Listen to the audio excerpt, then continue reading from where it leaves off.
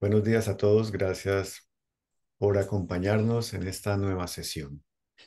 Hoy retomamos un tema de una trascendencia importante, enfermedad y muerte. Lo vamos a abordar desde la mirada antroposófica. En mi pensar, luz y claridad. En mi sentir, no hay vanidad. En mi actuar, fuerza y verdad. Así crecerá mi alma con fortaleza y bondad. Buenos días para todos. Mario Huerta, muy buen. Gracias, buen día. Vamos entonces a ponernos de pie para poder movernos un poquito. Vamos a hacer eurismia. Acá está Rosalba, que también hace eurismia de rítmica. Entonces, en esto que acabo de leer Oscar, entonces trae todo lo de la creación. Entonces vamos a traer como esos querubines, todos estos seres. Hay unos seres de la forma que nos ayudaron a la encarnación. Entonces vamos a verlo desde la eurismia, cómo podemos acercarnos. Entonces lo primero que es empezamos moviéndonos en el espacio, puede ser de adelante hacia atrás, ¿sí? Y en las puntas de los pies para que se nos active. Entonces nos paramos en la punta de los pies, y podemos devolvernos con los talones, ¿sí? Y hacia adelante, punta de los pies, nos devolvemos con talones. Punta de los pies, hacemos también talones, hacemos hacia adentro los pies y nos devolvemos con los pies hacia afuera, o sea, cóncavo y convexo. Vemos hacia adentro, hacia adelante y nos devolvemos hacia atrás con el sentido opuesto. Listo.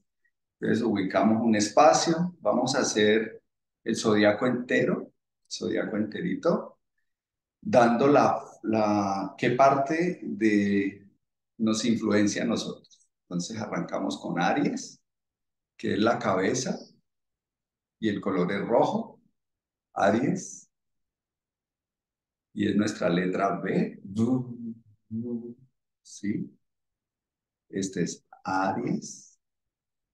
Seguimos de Tauro, Tauro, la cabeza, la garganta, el color es amarillo. Hacemos una R,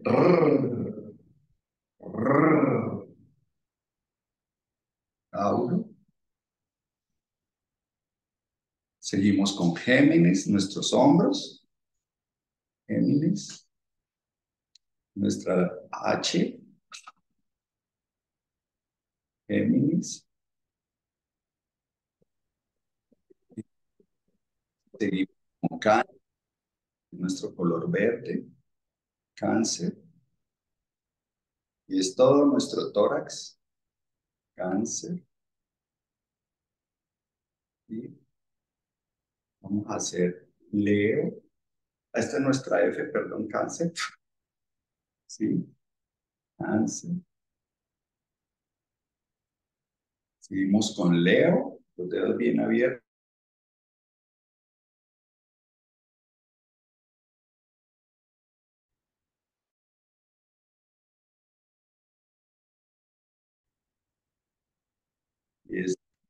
Y la D,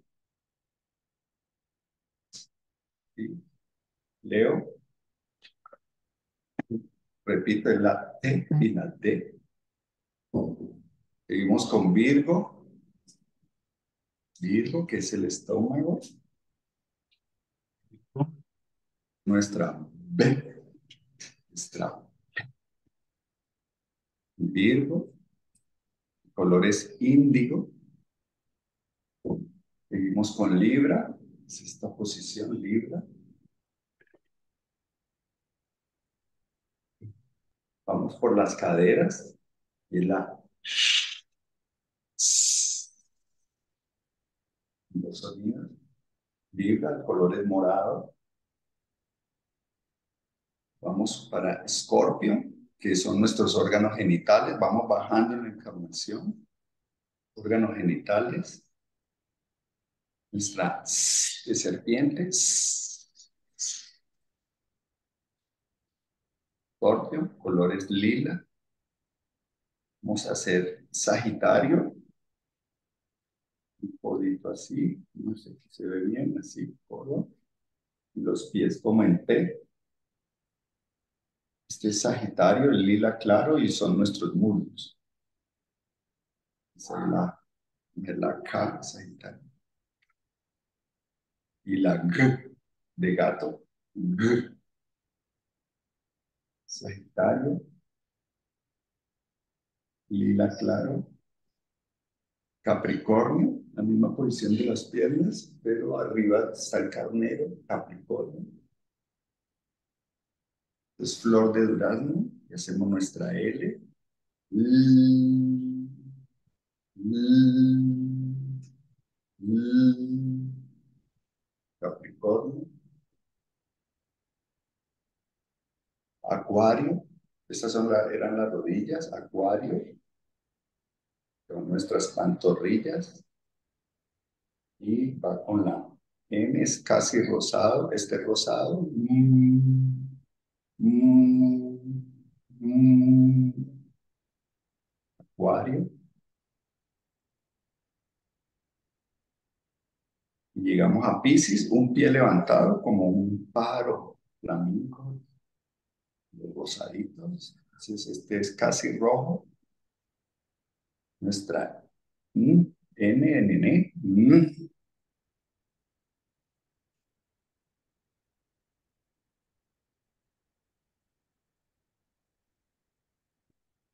ponemos la mano en el pecho y esperamos un momentico.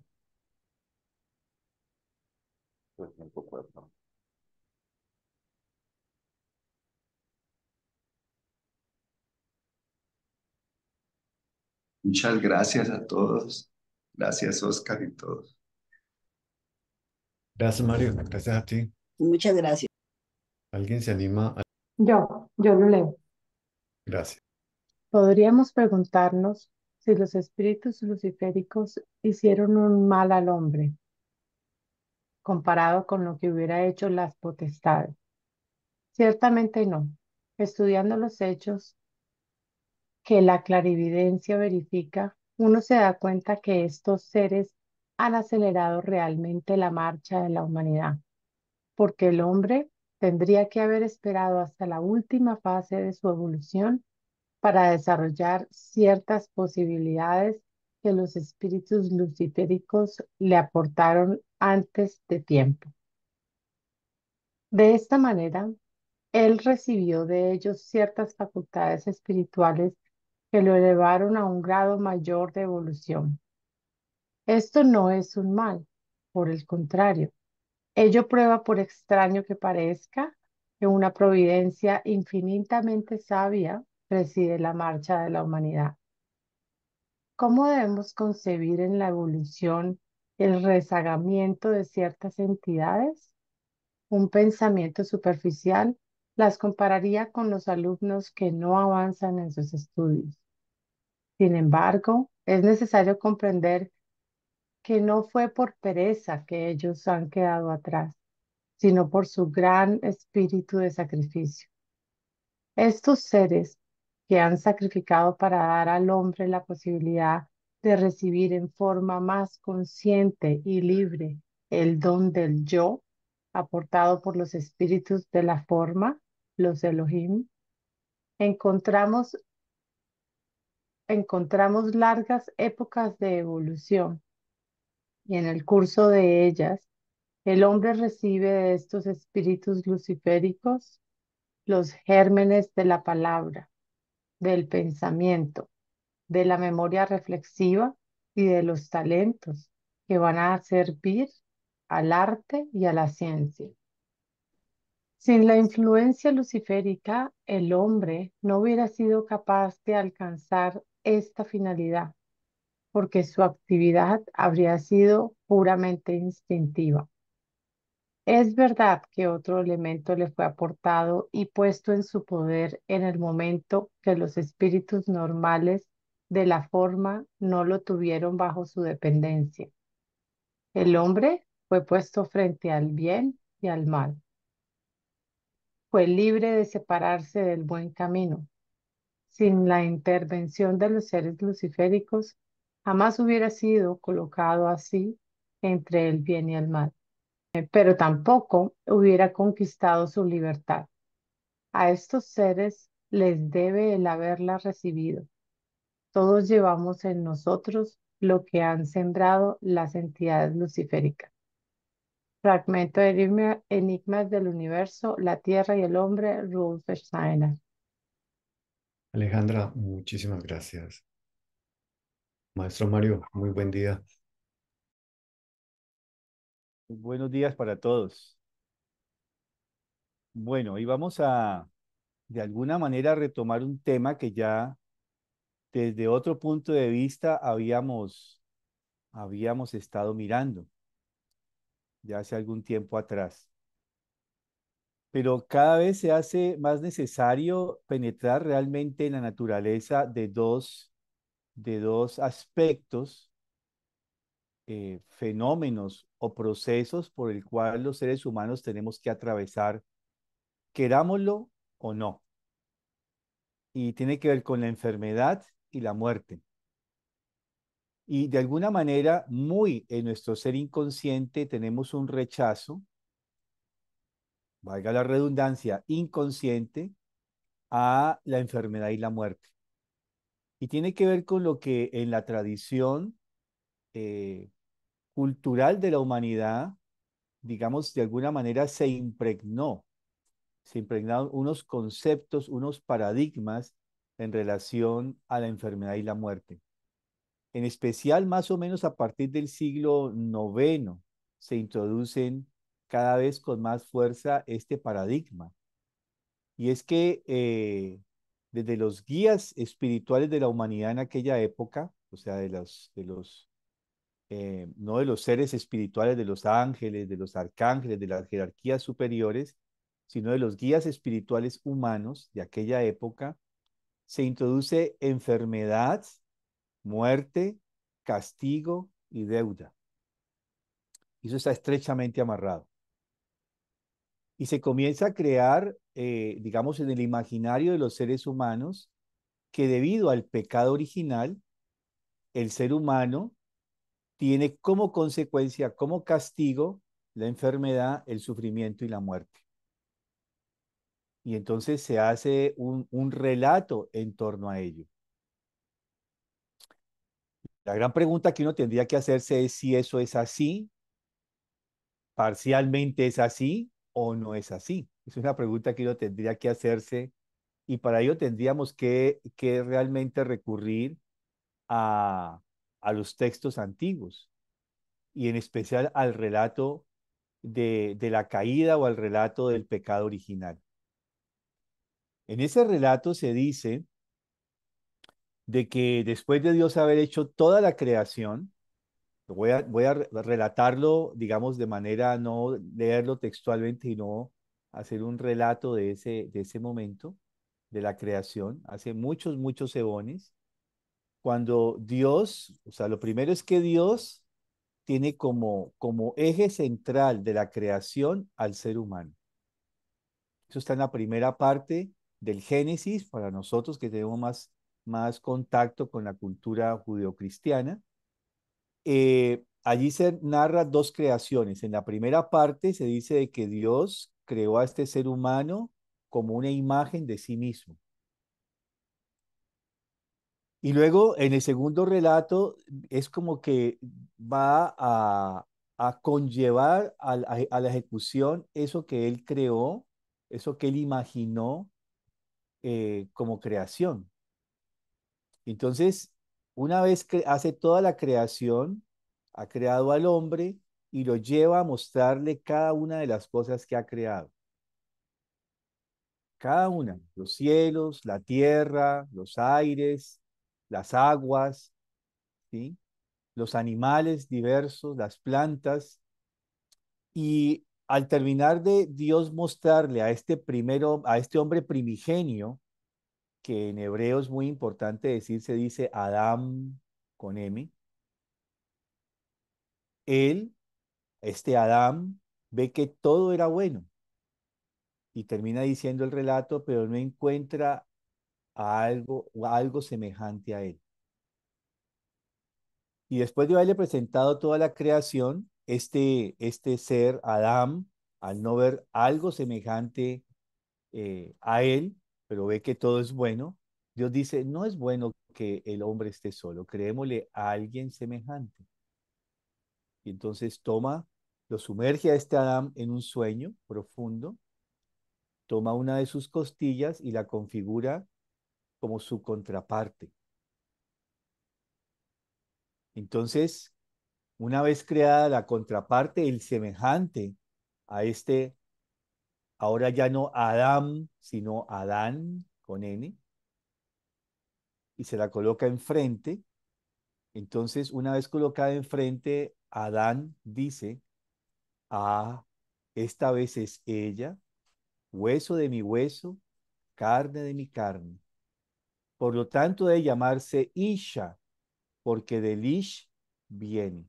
Waiting for connection. Entonces el varón tomará a su mujer, se irá de la casa de sus padres y formará con ella un solo cuerpo. Y así entonces Dios coloca a esta ya pareja universal, primigenia, en el centro de esa creación y le muestra todo nuevamente. Y se maravillan. Y le dice, ahora podéis admirar, alabar y enseñoreaos sobre toda esta creación. De todo podéis disfrutar, de todo, podéis comer de todo.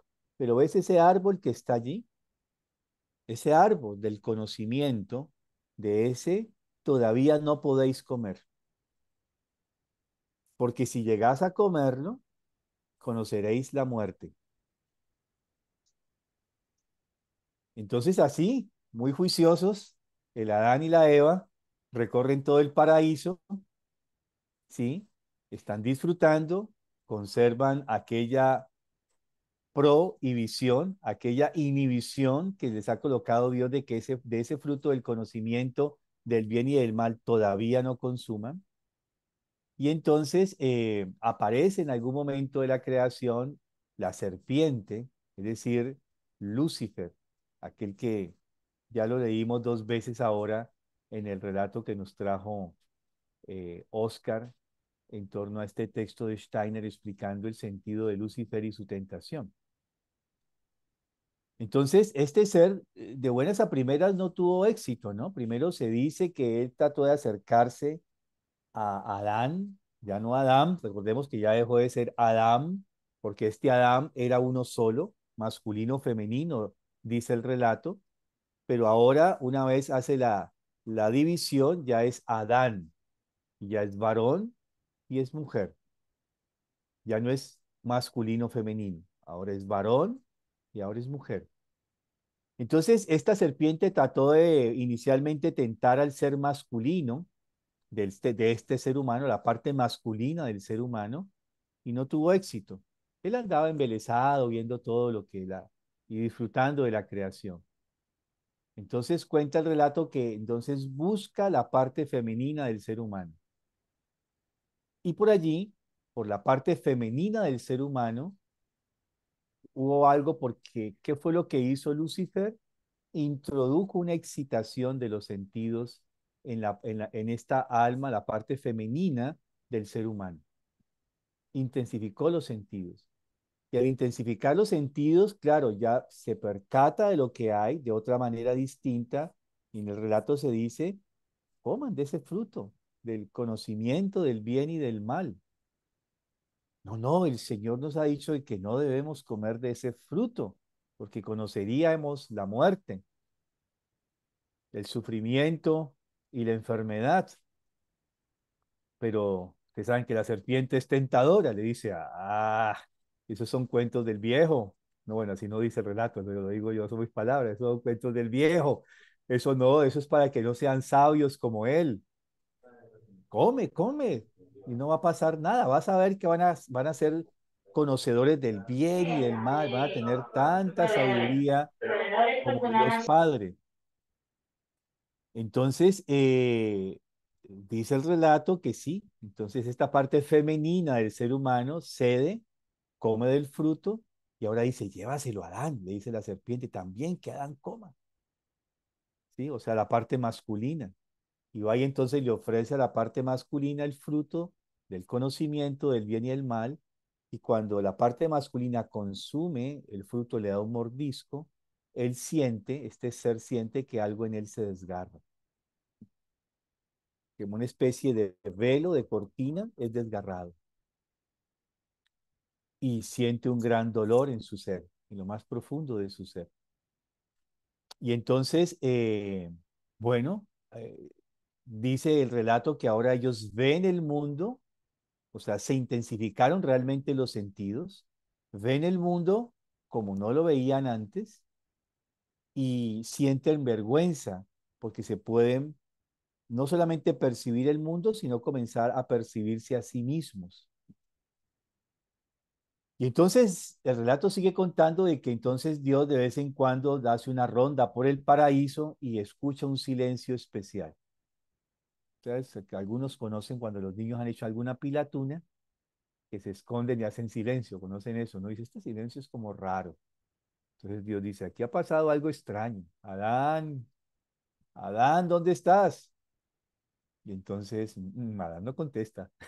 Adán está por allá metido en los matorrales.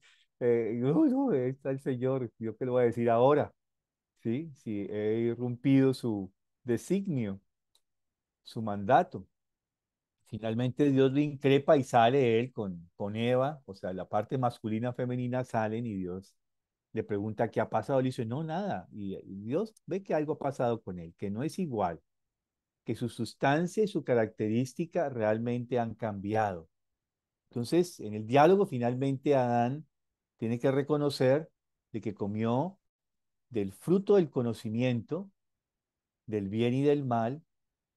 Entonces, cuando él se confiesa ante Dios del acto que ha hecho, eh, en ese momento Dios dice, yo te lo dije, Adán, que no comieras de ese fruto todavía. Ahora tendrás que padecer el sufrimiento, la enfermedad y la muerte.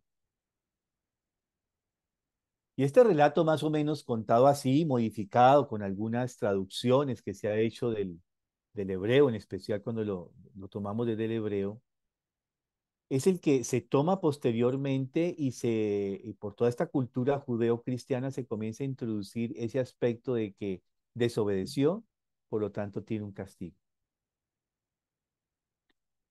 Eh, y los términos podrían ser tomados de esa manera,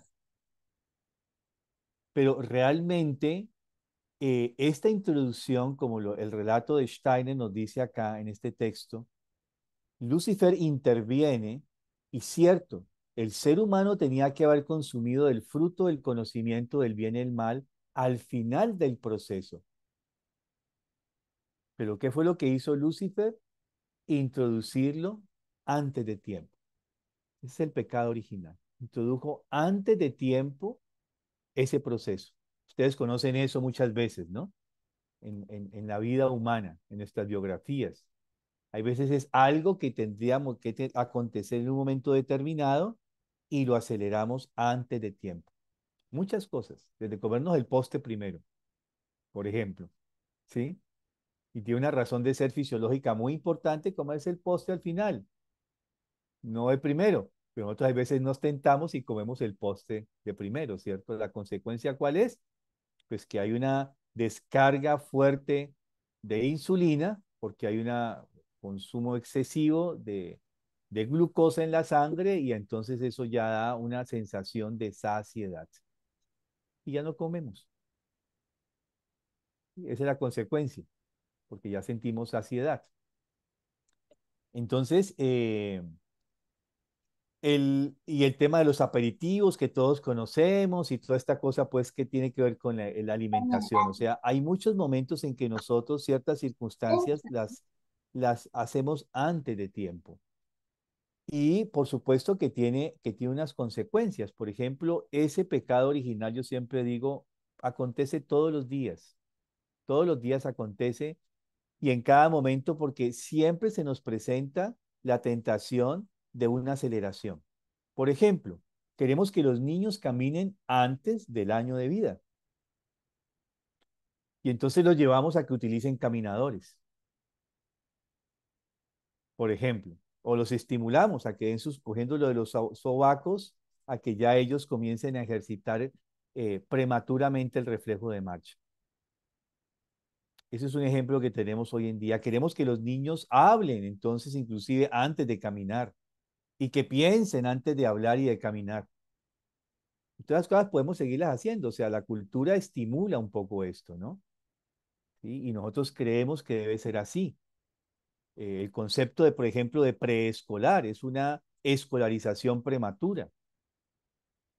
Entonces, siempre queremos introducir que los niños ya en edad de la primera infancia estén leyendo y estén escribiendo. ¿Sí? No esperamos el momento apropiado.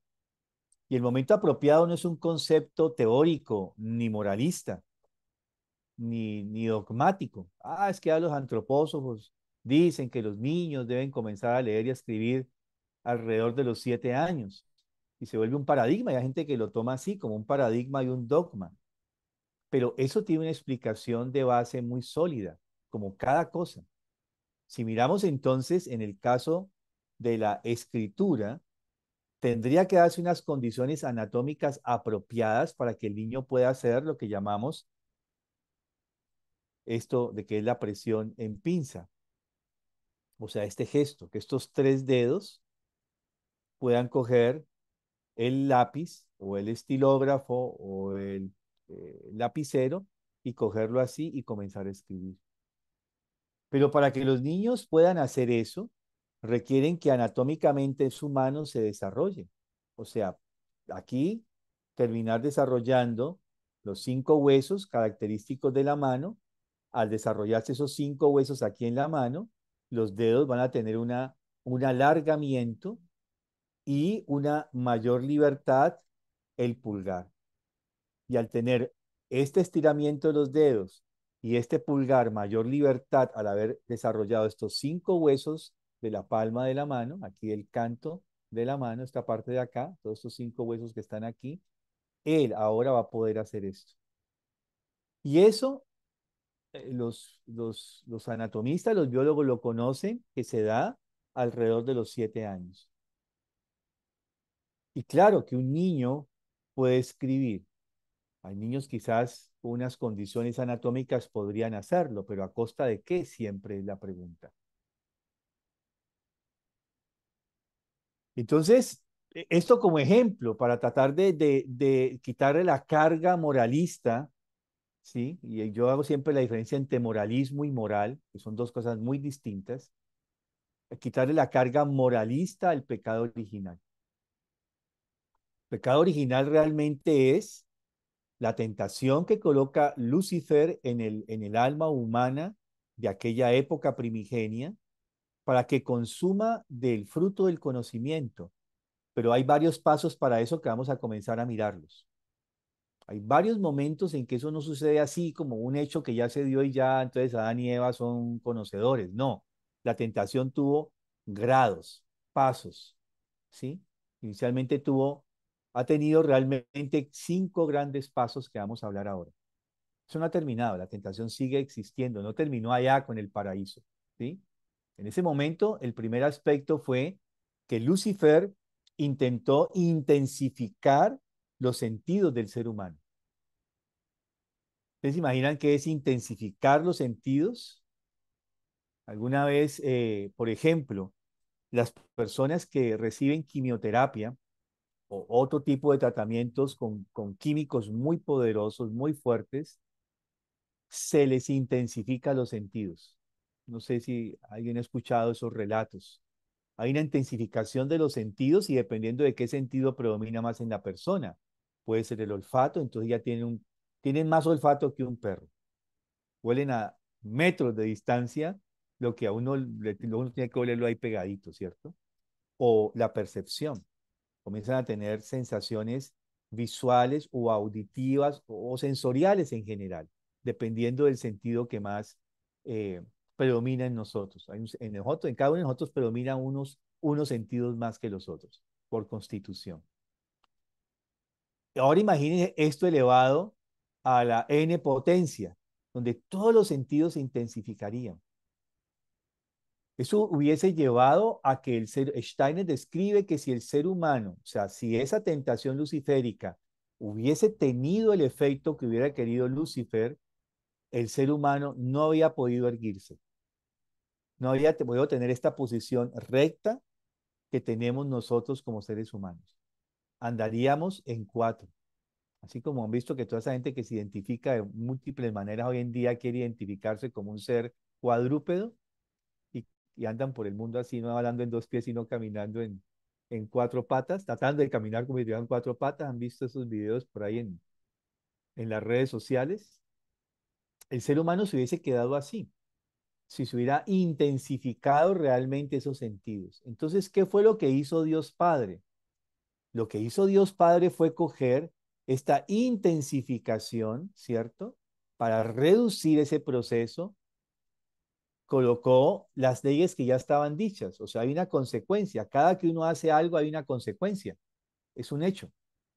Cada que hacemos algo hay una consecuencia, hay un efecto de lo que hacemos.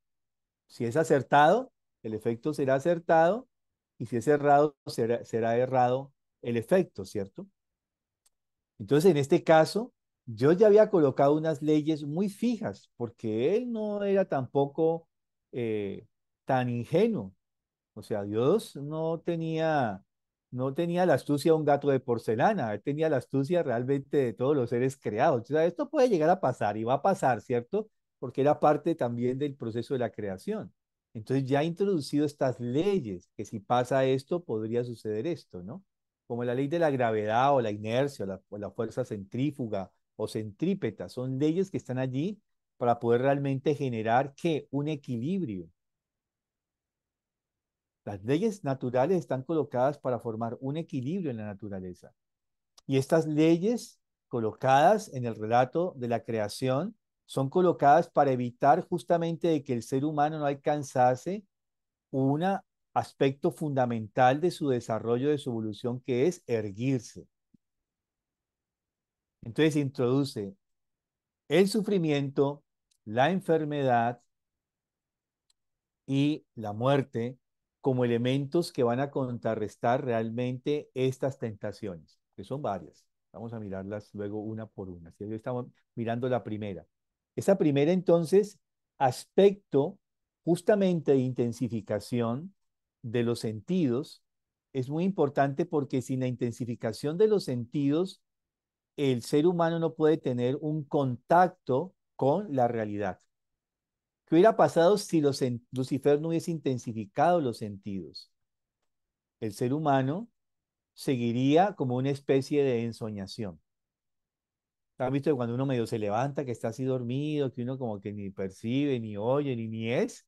Y eso que cuando sobre todo uno ha logrado uno como descansar muy bien, uno levanta así como medio sonso, pues el ser humano andaría por el mundo así, medio sonso, o como cuando uno está drogado, ¿no? Han visto que hay veces, o bueno, algunos dicen, no, yo no me he drogado, pero algunos han tomado licor, ¿cierto? Alguna vez en la vida, así sea de muchachos. Han visto que cuando uno está medio borrachito, uno anda que uno ni ve y uno como que el pie le falla, uno no sabe si lo coloca firme o no en el suelo. Pues si Lucifer no hubiese intensificado nuestros sentidos, entonces el ser humano andaría por el mundo así, como torpemente. Pero también porque la base de esa percepción del mundo es lo que va a permitir posteriormente el desarrollo de lo cognitivo. No puede haber proceso cognitivo sin percepción. Por eso siempre el principio de realidad que tenemos que estar confrontando, porque el principio de realidad se nos puede escapar entre los dedos, o como, ¿no? Como entre nubes también podríamos decir. Entonces, ese principio de realidad tenemos que tenerlo desarrollarlo, no es fácil, de eso vamos a hablar luego. ¿Cómo podemos realmente liberarnos de ese estado todavía que pervive en nosotros de ensoñación en los sentidos? Tenemos algo que todavía no percibimos perfectamente. Eso lo ha estudiado, eso lo ha estudiado muy bien la psicología de la percepción, donde nos mira que a veces lo que percibimos no es lo que percibimos o como lo percibimos no es como lo percibimos, ¿sí? A veces vemos un espacio, una figura geométrica y decimos, esta figura es más larga que la otra o más ancha que la otra y cuando vamos a medir, resulta pues que no es así, que es todo lo contrario, porque la percepción nos hace un juego con ello. Entonces era necesario esto, pero también era necesario que Dios ya contrarrestara el efecto de esto. Y ahí es cuando comienza el sentido justamente del sufrimiento e inicialmente de la enfermedad. Porque al introducirse esto se produce un desbalance, un desequilibrio en el organismo y ese desequilibrio que se origina en nosotros va a buscar que el hombre busque ¿qué? Nuevamente el equilibrio. Cada que nos enfermamos, hay un proceso de desequilibrio en nosotros. ¿Qué es lo que busca realmente el organismo? Volver a equilibrarse de manera natural. Pero también hemos perdido ese instinto que tienen, por ejemplo, los animales. ¿Sí? Los animales, por ejemplo, cuando comienzan a sentirse enfermos, no comen, se aíslan y si acaso solamente toman agua. Los seres humanos no podemos estar enfermos y seguimos comiendo. Perdimos ese instinto natural. ¿Sí? Y además, está un enfermo y déme más comida, dame frijoles con leche, que ya aguanto. ¿Sí? Hacemos todo esto, ¿cierto? Que es da antinatura. Lo lógico sería no comer. Yo recuerdo mucho un amigo muy querido mío que estábamos en un retiro especial de estudio y estaba sintiéndose con malestar, que se enfermaba. Y entonces él dijo, necesito aislarme. Fue lo primero que dijo. Y entonces, ay, te vas a enfermar. Sí, sí, me siento un poco incómodo, necesito estar esta tarde alejado. Y bueno, todos nosotros tratando de que tomara, bebiera, comiera, y él, no, no, solo necesito, si acaso, agua, por favor. Y nosotros llevándole el agüita de no sé qué, la agüita de la otra, la comidita, que la sopita de caldo de pollo para que se recuperara. Y él, no, yo necesito solamente es un balde con agua caliente, por favor, para meter mis pies allí. ¿Sí? Y nosotros preocupados porque no comía, pero justamente él no podía comer, dijo, no, yo no debo comer. Y hay una razón de ser. Si uno come, las fuerzas vitales van a estar concentradas en la digestión. Y si uno come, esas fuerzas vitales ahora van a estar concentradas en recuperar el equilibrio fisiológico. Miren ustedes, por ejemplo, el tema de la enfermedad. A veces uno estornuda. ¿Sí han visto que todos estornudamos? ¡Shac! Cuando uno estornuda es porque algo del entorno está cambiando, está tratando de romper el equilibrio eh, nuestro, saludable que tenemos. Cuando estornudamos es porque es una reacción del cuerpo frente a algo del entorno que está tratando de penetrarme y quiere enfermarme. ¿Y qué hace el cuerpo? ¡Sa! Lo bota. Entró y lo bota. Bueno, lo tiró al que está al frente, no digo yo a eso, ¿no? Allá va. ¡Sa!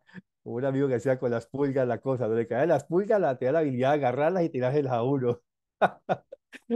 Entonces, uno bota eso que trata de entrar. Y ahora viene el aspecto. La cosa entró en uno, pero si mi sistema inmunológico está fuerte, recio, firme, equilibrado, no me enfermo. Elimina ese agente que ha querido entrar en mi organismo.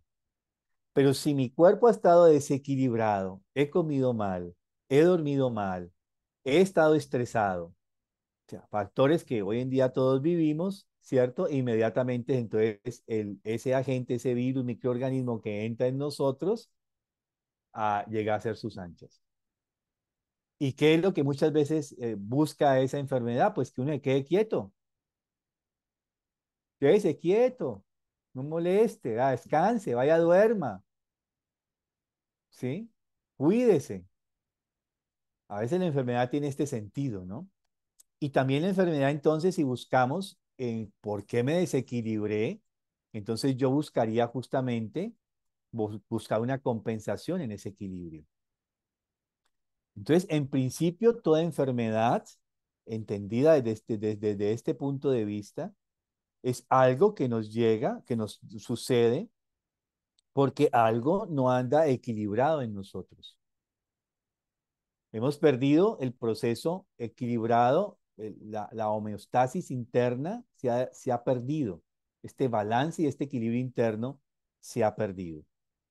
Entonces, em, en ese sentido concreto, ¿sí? Ahora mi ejercicio es, bueno, ¿dónde está el desequilibrio? En el sentido del relato del paraíso, Dios introduce entonces el sufrimiento, y el sufrimiento, ¿por qué se produce? Porque hay una intensificación de los sentidos, y Él produce de que eso duela, para poder que yo, ¿sí? Mengüe. Ya, si yo metiera si la llama no sintiera el dolor de la llama del fuego sobre mi mano, por ejemplo, y metiera la mano en el fuego, y yo no sintiera el fuego, ¿qué pasaría con mi mano? Pues se achichonaría, o sea, se carbonizaría allí, ¿cierto? Pero gracias a que duele, ¿qué hago yo? Retiro la mano del fuego. Ustedes ven que hay un sentido positivo en ello, ¿sí? Si no doliera, yo no retiraría la mano. Entonces Dios introduce el dolor, ¿sí? El sufrimiento y la enfermedad para que justamente el hombre busque nuevamente el equilibrio, busque la compensación del equilibrio. Después vamos a mirar la muerte, porque se introduce la muerte después, ¿cierto? Pero también es necesario. Entonces, si miramos esto de esta lógica, de esta mirada, desde este punto de vista, vemos ya que estos dos aspectos, el dolor, el sufrimiento y la enfermedad, no son un castigo, son posibilidades de desarrollo. Podríamos decirlo desde el punto de vista espiritual, son medicinas que ayudan a una compensación, a un equilibrio en la naturaleza humana. Y por supuesto que ustedes pueden estarse preguntando muchas cosas más con respecto a la enfermedad, que vamos a mirar después, ¿no? Pero ¿por qué me toca enfermar yo? ¿O por qué esta enfermedad y no otra? Porque a mí me da siempre esto, me enfermo de esto y no de otra cosa. Porque ahí me tuvo que dar esta enfermedad y no las centenares de enfermedades, no me dio otra de esas centenares de enfermedades que existen. Bueno, eso vamos a tratar de acercarnos también un poco a ello. ¿Por qué a mí de manera particular me da una enfermedad y no otra? ¿Sí? Y les anticipo que eso tiene que ver con que el ser humano es un ser que vive múltiples existencias y que a través de las múltiples existencias arrastra, como cuando salimos del lago con una atarraya arrastrándola sobre el hombro atrás, la atarraya arrastra. O sea, de encarnación en encarnación arrastramos cosas. Les anticipo esto en un poco. ¿Por qué cierto tipo, por qué yo me tengo que enfermar de esto y no el otro? A ver, uno es tan egoísta que dice, ¿y por qué yo no y el otro, no? ¿Por qué se murió este y no se murió el otro? También lo llegamos a decir en cierto momento. Pero eso tiene que ver con la segunda fase de la tentación que vamos a mirar dentro de 8 días, ¿sí? Que es la intensificación del egoísmo, acá es de los sentidos. Entonces, en este aspecto es importante entender, y por eso me he referido inicialmente al relato, porque desde allí se nos cuenta, ¿sí? De manera, digamos, tergiversada, de que son castigos. Y visto de esta manera son posibilidades de desarrollo. Y por eso, si lo miramos desde este punto de vista, el gran tema es, bueno, entonces, ¿cómo yo coadyudo justamente a sanar a otros seres humanos, a sanar la naturaleza humana en un momento determinado? Entonces viene una gran tarea esencial de los seres humanos, que es coadyudarnos en el proceso de la sanación. Ahí, creo que alguna vez les conté esto de una entrevista que le hacen a una antropóloga forense que toda su vida se ha dedicado a excavar y a encontrar huesos humanos de siglos o milenios de antigüedad y analizarlos, a saber cómo esa persona pudo haber vivido, cuántos años vivió, era varón o era mujer, de acuerdo a los huesos, cuál era su actividad, eh, la actividad que hacía en ese momento de su existencia, qué comía, qué enfermedades tuvo y por qué murió. Todo eso lo pueden hacer porque en los huesos queda la impronta, una huella de nuestra existencia. Todo lo que consumimos, bueno o malo, saludable o insaludable, va quedando impreso en nuestros huesos. Y bueno, ella contaba pues todos esos hallazgos que hacía como antropóloga forense y el Ah, ya. entrevistador hay un momento en que le hace una pregunta y le dice, bueno, doctora, dígame usted, de haber estudiado tantos huesos humanos y haber visto cómo vivían los seres humanos en la antigüedad, de todo eso que usted ha podido conocer a través del estudio de los huesos, ¿qué ha conllevado a que el ser humano evolucione? Usted ha estudiado huesos en una línea del tiempo. ¿Qué es lo que ha llevado a que el ser humano evolucione? Y ella dijo lo siguiente: muchos factores han conllevado, externos, ¿sí? Genéticos, han conllevado a que el ser humano evolucione. Pero indudablemente el factor más importante es cuando yo he encontrado un hueso que se ha fracturado y ha sanado. Para mí ese es el mayor indicio de evolución humana. Y el entrevistador le pregunta a la antropóloga forense, pero ¿cómo así? ¿Por qué? ¿Qué tiene que ver con que un hueso se haya fracturado y la evidencia de que el hueso sanó? O sea, que usted que cuando un hueso se parte, se solda y crea un callo, ¿no? ¿Sí? O sea, un hueso que es tejido óseo que comienza a formarse y literalmente forma ahí un pegamento. De alguna manera se sella, pero queda la cicatriz de ese callito óseo que queda después de una fractura. ¿Por qué usted considera que ese es el mayor signo, vestigio de evolución? Digo, porque ese hueso no hubiese podido llegar a soldarse si no hubiese habido otra persona que hubiera ayudado a que se sanara. Tuvo que haber habido una persona que entablilló, y que mientras entablilló esa persona lo cuidó, se dedicó a cuidarlo. Porque en la naturaleza, cuando un ser animado, un animal se rompe una pata, la naturaleza lo consume. Pero cuando encuentro en un ser, en un ser humano que hay un hueso sano, que se ha fracturado y se ha recuperado, se ha sanado a través del proceso de callosidad, de soldamiento del hueso, eso quiere decir, eso no se da solo, eso se da porque otra persona ha estado cuidando de ese ser humano. Y para mí, ese es el mayor signo de evolución en la humanidad, para la humanidad. A mí me parece eso maravilloso, ¿no? Porque lo está diciendo una antropóloga totalmente de la posición materialista. Pero resulta que si uno se va a la teoría de la evolución de Darwin y de Kropotkin, que para mí son los dos grandes, hay muchos más, está Goethe y muchos otros que han hablado de teoría de evolución, pero los dos llegan a algo esencial, a que la evolución es jalonada por tres principios. En el darwinismo solo perviven dos: selección natural y mutaciones. O sea, lucha del más fuerte. El que no es fuerte no sobrevive. La naturaleza lo consume o los otros lo consumen, ¿cierto? El animal que no come se muere, dice la ley. Es una ley, sí, digamos, severa, pero es una ley de la naturaleza. El animal que no come muere. El animal que se enferma, que es raro que un animal se enferme, muere, ¿sí?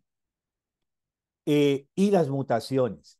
Pero Darwin, al igual que Kropotkin, descubrieron que hay una tercer principio, una tercera ley, que es el apoyo mutuo. Y es especialmente Kropotkin que dice de que las especies evolucionan por el apoyo mutuo inter e intraespecies. Solo cuando miembros de una misma especie se coadyuvan a su evolución o entre las diversas especies. y lo comienza a analizar desde las hormigas hasta los seres superiores. Y esta señora, que solamente ha observado huesos, huesos, huesos, huesos, llega a la conclusión desde la observación de los huesos. Es el apoyo mutuo lo que jalona la evolución.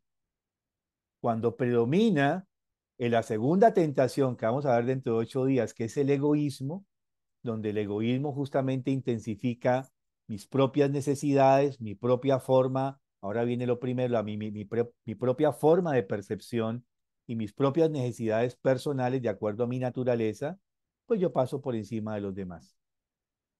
No hay apoyo mutuo. Y vamos a mirar cómo Dios Padre también introduce una medicina allí para poder contrarrestar la intensificación del egoísmo. Porque si el ser humano hubiese intensificado su cuerpo etérico, en este caso, concretamente, que tiene que ver con los órganos, el ser humano hubiese sido totalmente egoísta como lo es los animales en la naturaleza y entonces hubiese perdido la posibilidad de su humanidad. Entonces, ¿por qué a veces las catástrofes? Alguna vez hablábamos de eso con una amiga, eh, antropósofa y eh, terapeuta curativa, y había sido maestra Baldos, que además tenía una capacidad de clarividencia. Ella no hablaba con muy poca gente, o lo habla, de esa capacidad con muy poca gente. Pero yo sabía que lo tenía, por las formas como ella percibía cosas que los demás no podían percibir. Entonces alguna vez estábamos hablando, había acabado de pasar el tsunami en Filipinas. Y eso estaba alborotado y la gente hablando, y ¿no? Y había un alboroto, un barullo con respecto a eso. Y ella se mantenía ecuánime y circunspecta, tranquila. Escuchaba a todos nosotros alrededor con el tema y el tsunami, y se murió tanta gente, y centenares, y hambre, y el colapso, ¿no? Y entonces yo la percibo ya tan tranquila y le pregunto, ¿por qué estás tan tranquila? No te inmutas frente a esta noticia. Y dice, ¿por qué tendría que inmutarme? El mundo es perfecto. Y digo, ¿cómo así? Me dice, sí, si no hubiera pasado ese tsunami, ¿tú crees que la gente estaría buscando donaciones de comida, de ropa para mandarle a los filipinos? Tuvo que haber acontecido un tsunami para que se despertara la fraternidad en los seres humanos que están a leguas, millas de distancia de nosotros. Aquí ustedes no conocen a ningún filipino y están buscando cuándo mandan ropa y comida y a quién se la mandan y a través de quién y dónde la llevan. Si no fuera por el tsunami, ¿ustedes se preocuparían por los filipinos?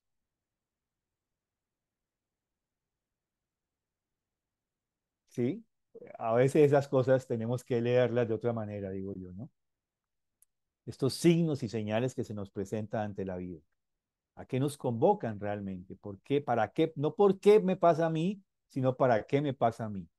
¿Qué es lo que busca realmente? Y tenemos que tener justamente ir venciendo esta tentación, la intensificación de los sentidos, la intensificación de nuestros órganos, del cuerpo etérico, porque si no, entonces tendríamos un instinto, así como acá sería la intensificación de los sentidos de una manera extrema que produciría un dolor inimaginable, y acá sería la intensificación del instinto. Y al intensificarse el instinto, entonces el instinto no podría evolucionar hacia la capacidad de autodeterminación. Estaríamos presos de nuestros instintos. Entonces, eso lo miramos un poco con más detalle la próxima semana. Bueno, quería hacer esta gran introducción retomando el relato del paraíso. Quiero que después, dentro de 8 días, retomemos, que ya eso lo vimos hace algún tiempo acá en algún grupo de estudio, a qué conlleva el pecado original a nivel del cuerpo físico, qué es lo que produce en la naturaleza del cuerpo físico y qué es lo que produce en la sangre. Cómo cambia el pecado original la composición constitucional, corporal del ser humano, y cómo cambia la constitución de la sangre en el ser humano el pecado original, porque hasta allá llega. Y solo así podíamos entender que justamente la enfermedad se va a manifestar en lo corporal y o en los procesos de los fluidos de la sangre en nuestro cuerpo. De ahí podemos comenzar a encontrar los misterios justamente de la cura. Bueno, no sé si hay preguntas, inquietudes.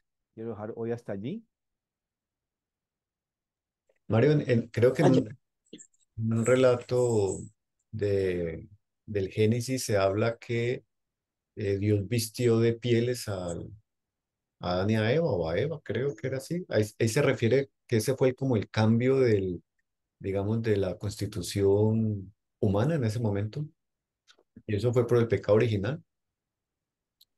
Claro, llega la necesidad de cubrirse, ¿no? De ya de tener o sea, ¿qué es lo que nos lleva a sentir frío? Pues el sentido del, de la temperatura, ¿no? Y esa temperatura ya comienza a verse, es un sentido. Usted ha visto que hay personas que tienen ese sentido de la temperatura más exacerbado que otros. Hay gente que siente más frío que otros, o sea, más rápido se enfría, ¿sí? Otros no. Son espartanos o siberianos, que esos están a medio 50 grados y andan con una medio chaquetica ahí, si acaso, ¿no? Pero porque la vida los ha llevado a intensificar y a fortalecer el sentido de la temperatura. Otros no, pero también tiene que ver con la constitución, depende del temperamento. Entonces hay temperamentos que van a tender más a ser sensibles a la temperatura que otros. Pero también es real que con los años el termostato de la temperatura se nos daña. ¿Verdad? Como cualquier termostato, se fundió. Entonces uno va a ser más friolento con más años, con los años uno va a ser más friolento que cuando era joven, por ejemplo. ¿Sí? Entonces, claro, el ser humano tiene necesidad de vestirse vestirse, ¿no? Pero también tiene otra imagen arquetípica y es que esas pieles tienen que ver con cierto tipo de animales y esos animales tienen que ver con una constelación. Ahora, Mario Huerta nos hacía los gestos constelares, ¿no? Eh, que se hacen en euritmia. Pero si miramos un poco más eso de manera, mm, digamos, precisa, más determinada, cada fuerza planetaria no solamente forma una parte de nuestro cuerpo, sino que también crea eh, eh, piedras, plantas y animales. Entonces, muchas veces en estos relatos, mitos o epopeyas o fábulas, se habla de estos animales o se habla de esta piel de estos animales y eso tiene que ver con una fuerza planetaria que el hombre tiene que dominar. Entonces, vamos a mirar luego cómo si en la tercera gran tentación, si el ser humano eh, no hubiese tenido la ayuda de Dios para eso, entonces lo que se mira como castigo, entonces el ser humano, su pensar, sentir y voluntad se hubieran convertido en unos animales. Entonces vemos que en todas las imágenes arquetípicas de las culturas antiguas aparece el arquetipo de águila, de león y de toro. ¿Sí? Entonces esos pueblos, de acuerdo a su tarea, tenían como tótem el águila, el león o el toro. Nosotros acá en América del Sur, en las Américas no unidas, ¿sí? Los Estados no unidos de América más bien, tenemos muchas imágenes arquetípicas y las ciudades se construían de acuerdo al tótem, o como serpiente, o como jaguar, ¿sí? Búho, y así tenían las ciudades, no solamente era el tótem que adoraban, sino que la ciudad tenía la forma de ese animal, del tótem. Y esa era la tarea específica de esa población, de esa comunidad, que tenía que hacer una transformación en esa cualidad anímica espiritual. Entonces, también estos cuentos, estas sagas nos están hablando de imágenes arquetípicas. Entonces, si hablamos de la fuerza del oso, pues bueno, nosotros sabemos, por ejemplo, que todo lo que tiene que ver con lo que hoy en día se conocería como Rusia, pues tiene mucha relación con el oso. otros tienen que ver con la imagen arquetípica del águila, y así, ¿no? Entonces, ¿qué cosas, la tarea que tiene cada pueblo que desarrollar, ¿no? ¿Qué cosa tiene cada pueblo que desarrollar de manera específica? Que no es igual para otros, y eso no es discriminación como se piensa hoy en día, ¿no? Aunque eso también puede llevar a una tentación muy grande que son los nacionalismos. Y entonces tenemos que vencer el tótem nacional para poder superarlo y estar por encima de eso. ¿Alguna pregunta? ¿Alguien desea preguntar o cerramos? Yo, brevemente. Sí. Mm, Más que una pregunta, comentar que, bueno, todos los temas que se han tocado son muy interesantes. Muchas gracias, Mario. Para mí, en lo personal, me abren una perspectiva bien interesante sobre, bueno, cosas que uno trae, ¿no? Como releer el mito de Génesis desde diferentes puntos de vista, en particular esto de la unión de lo masculino y lo femenino y luego la separación de lo masculino y lo femenino hacia la complementación de lo masculino y lo femenino.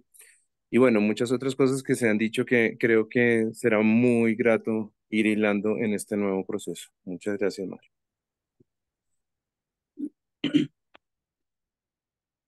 Maestro Mario, pues con todo este relato que usted nos da, no sé, a medida que usted iba narrando, me ubicaba en un estudiante que tengo en grado cuarto y la niña perdió a su mamá, la mamá se quitó la vida a los 2 años y medio. La psicóloga que trabaja a la niña dice que todavía no es el momento de decirle la verdad.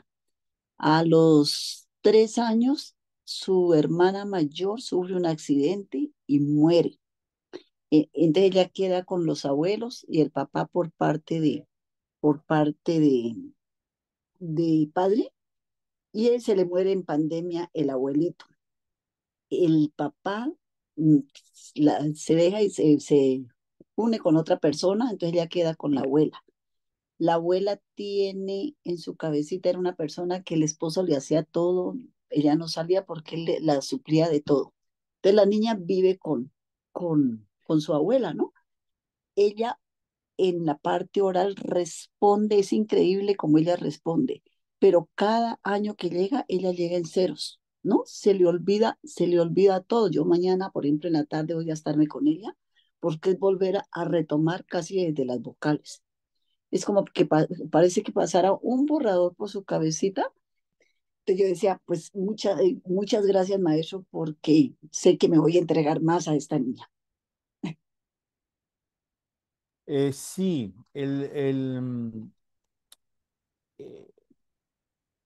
el desarrollo del lenguaje, vamos a mirarlo luego, Ujú, ¿sí? Porque tiene que ver con la gran tentación, que es la tercera gran tentación, que es afectar lo que es el pensar, el sentir y la voluntad. Y sabemos que de alguna manera la palabra media entre la voluntad y el pensar. ujú. Si lo miramos anatómicamente, el habla tiene esta parte de este órgano que está aquí, ¿sí? Y preferencialmente, obviamente Ajá, está acá con todo lo que tiene que ver con los pulmones, pero está en esta parte. Y dentro de la estructura de la cabeza, justamente la parte que representa la voluntad es esta. O ujú. sea, el habla tiene que ver con la voluntad, por eso digo, el habla está anatómicamente y fisiológicamente entre la voluntad y el pensar. Bien pensar. Entonces, cuando hay dificultades en la estructura del lenguaje, tenemos que mirar, uno lo que primero mira es, ¿hay aspectos anatómicos que influyen? O sea, ¿hay alguna deficiencia orgánica que conlleva a una dificultad en el lenguaje? ¿O hay un aspecto que tiene que ver con la configuración del pensar? Pensar. Y en esa configuración del pensar, por supuesto, hay realidades, principios de realidad. Eso a veces todavía no tiene nada de decirle, pues es muy relativo. Digo, sí, Ujú, está bien. Hay momentos en que hay que tener prudencia, pero esa prudencia no puede ser eterna, porque ujú, todos los seres humanos inconscientemente sabemos lo que pasó, de algo que pasó. ujú. Yo siempre lo comparo, es como los niños adoptivos. todo niño adoptivo sabe en su fuero interior que ha sido abandonado, que ha sido dado en adopción. Abandonado en el sentido, a veces es un abandonado literalmente, a veces es un abandonado en el sentido de que son entregados a otros y esta persona biológica que lo ha gestado o lo tienen que ver con la parte física del niño, no asumen esta responsabilidad. Lo saben Ujú, en el fondo. Entonces uno dice, no, ¿para qué le digo si lo va a hacer sufrir? Pero es que ya él sufre inconscientemente de esa, de ese no, se dice, de de no un no saber. saber, que Ajá. es un no saber consciente, pero hay un saber inconsciente, ¿sí? Entonces lo que hay que buscar es la manera de decir estas cosas, ¿sí? Buscar imágenes arquetípicas para que el niño de acuerdo a la edad lo entienda. Es como cuando muere un ser amado. No le diga al niño, ay, casi Ujú. estornudo. Hay algo en el ambiente que llegó a mi cuerpo. Eh, entonces, la forma es cómo lo digo a la edad del niño, a su comprensión, a su naturaleza, pero no Ujú, decirlo, ¿sí? Entonces, ahí hay que, no es no decir, sino cómo se dice y de qué manera se va introduciendo una verdad hasta que puede llegarse a confrontar los hechos como hechos como tal. Y claro, muchos de este no decir, de estos vacíos en el no decir, de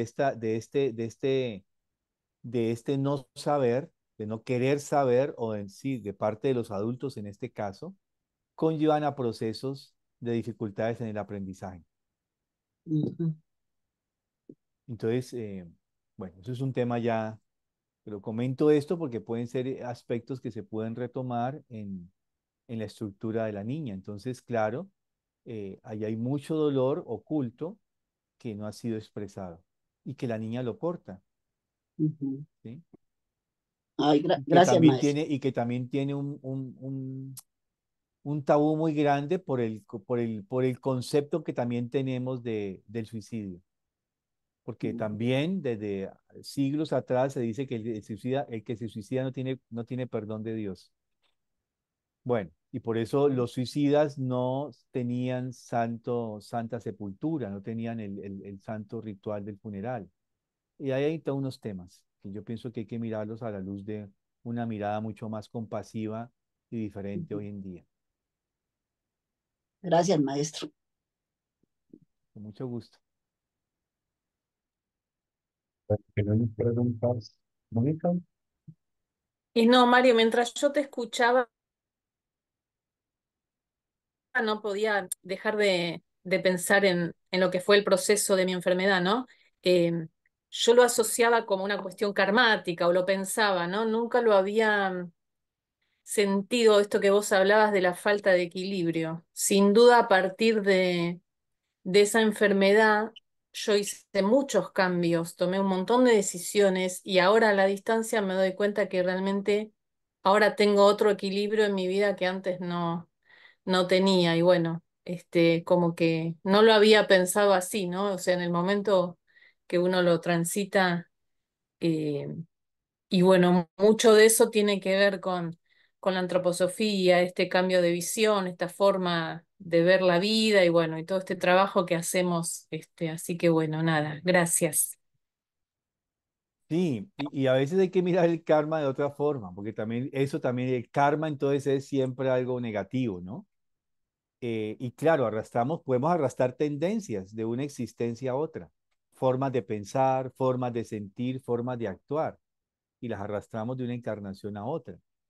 Pero la gran pregunta es, bueno, ¿está bien esa forma de pensar, de sentir o de actuar que he arrastrado a través de mi existencia?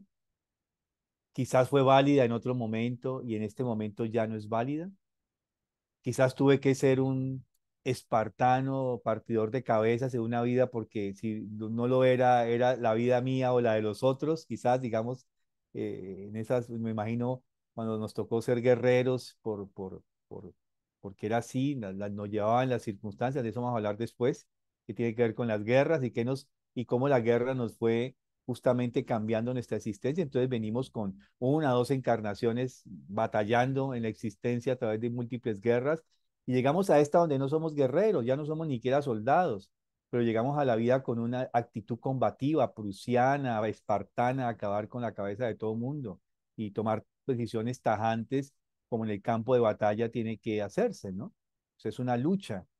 Esa lucha del campo de batalla yo la puedo traer ahora a la existencia de otras múltiples formas que no son un campo de batalla, es decir, no es un campo de batalla literal, pero es otro campo de batalla, entonces traigo formas, entonces allí cómo yo cambio esto, porque claro, vamos a mirar luego que cada cosa que yo hago va creando seres, y esos seres vienen de una vida a otra acompañándome. Y eso que tiene que ver con los instintos, esas formas que surgen nuestras de manera instintiva, pues tienen que ver con estos seres. Entonces, cuando yo decido cambiar mis instintos, no solamente me humanizo, sino que libero a un ser de estos que lo he forzado a cumplir una tarea de camisa de fuerza. Y ahí comenzamos a mirar que cuando nosotros nos transformamos a sí mismos como seres humanos, liberamos de tareas que estos seres se han ofrendado para hacerlas. ¿Sí? En el texto que trajo Oscar nos dice, ¿no? ¿Qué hubiera pasado si Lucifer no se hubiese ofrendado, sacrificado? ¿Tendríamos capacidad de pensar hoy en día? ¿Tendríamos la posibilidad de la libertad? No, el ser humano sería un buen niño, pero un bombril al lado de Dios. ¿Sí? ¿Han visto eso, no? En la vida práctica, los hijos bombriles que están siempre al lado de sus padres son los mejores hijos del mundo, pero a costa de su no libertad, a costa de su no independencia en los pensamientos. Bueno, yo lo he visto varias veces en mi propia familia, ¿no? Con los bombriles, digo yo, muy buenos hijos y por supuesto han sido los mejores, pero tiene un sacrificio, ¿cierto? También eso, ¿sí? Entonces, entender esto, que cuando el ser humano evoluciona, liberamos de tareas que seres humanos han, han, han decidido. Y les voy a contar para cerrar con esta imagen. El día que el ser humano logre, al igual que el Cristo, pasar por la cuarta tentación y logre realmente desarrollar un verdadero yo superior en sí mismo, en ese momento liberaremos a nuestro ángel, a nuestro arcángel y a nuestro arcángel que nos han estado acompañando durante eones, porque ya seremos espiritualmente adultos. Y así como en la vida adulta uno depende de sí mismo, espiritualmente también. Entonces ya la relación, como con los padres, no va a ser dependiente de esos seres, sino que la relación va a fluir de otra forma, más armónica, más libre, más de apoyo mutuo, ¿cierto? De una manera diversa. Pero bueno, lo miramos luego con más detalle. Gracias, Mario. No sé si Jorge iba a hacer una pregunta. Buenos días. eh, Gracias por la maestría, maestro Mario. La pregunta es en, en, en referencia al equilibrio, cuando está el relato de Adán y, y Eva, utilizaste la palabra contraparte. En ese sentido, pareciera que tenemos una misión de equilibrar nuestro masculino y femenino para poder empezar a desarrollar precisamente el apoyo mutuo. Yo quería eh, saber qué piensas de esto. ¿Me explico? Sí, bueno, voy a decirlo brevemente, ¿cierto? Porque la cosa es mucho más amplia y compleja, pero tenemos que comprender que así como está narrado en el Génesis, que primero era Adán, y este Adán era masculino y femenino, ¿sí? Eh, Cuando se viene la división, o sea, ya no se va a llamar Adán, y ya no este primer Adán, Adán es masculino femenino, así está escrito tal cual. Cuando viene la división, es Adán varón y Eva mujer. Y si entramos en la filología del lenguaje, masculino, femenino son adjetivos. Varón y mujer son sustantivos. Y eso es una diferencia, no es igual un sustantivo que un adjetivo.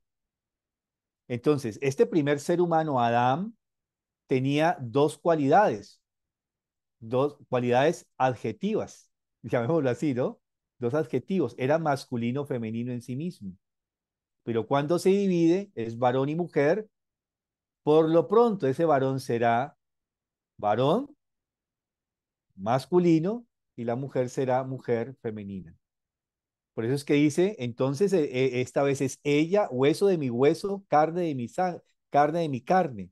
Por lo tanto, de llamarse Isha, porque del Ish viene, así reza casi que tan literal en hebreo.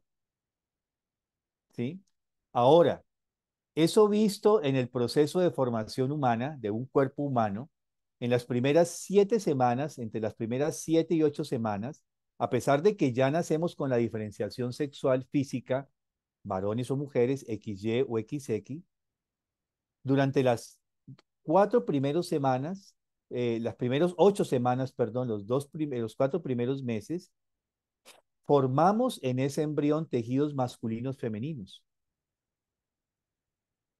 A la 7ª semana, si la información cromosómica es XY, ese cuerpo va a comenzar a generar un antígeno que se llama HY, que a la vez va a estimular la producción de testosterona, y esa producción de testosterona va a llevar a que todos los tejidos femeninos se atrofien y queden como un vestigio. Y en el caso de que la información cromosómica es XX, no se libera tal antígeno y entonces se va a liberar estrógenos y entonces los tejidos que se van a atrofiar son los masculinos y quedan vestigios de esos tejidos masculinos en la mujer. Steiner siempre dice que cuando las fuerzas vitales, el cuerpo de fuerzas morfogenéticas, termina la tarea de conformar un órgano, él queda libre. Y es Steiner el que describe, esto lo dice la ciencia, ¿no? Eso es totalmente ciencia natural.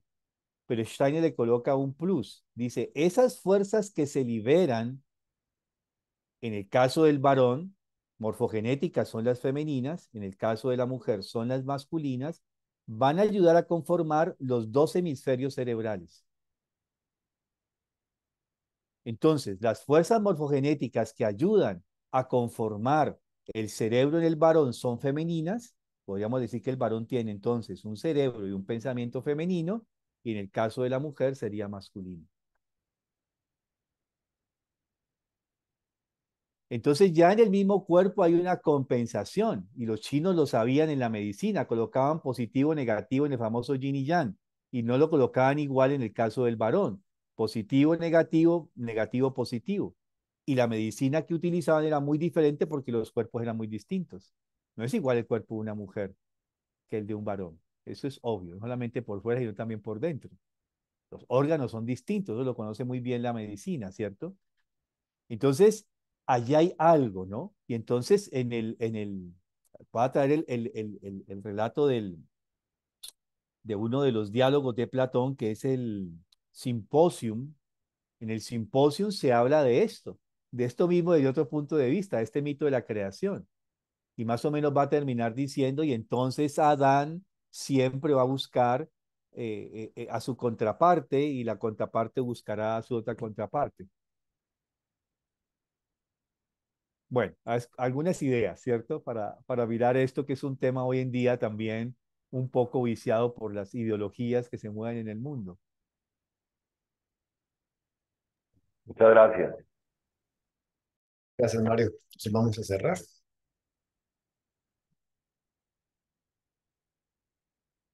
En mi pensar, luz y claridad. En mi sentir, no hay vanidad. En mi actuar, fuerza y verdad. Así crecerá mi alma con fortaleza y bondad. Para cerrar con lo femenino y lo masculino, Mario. Sí.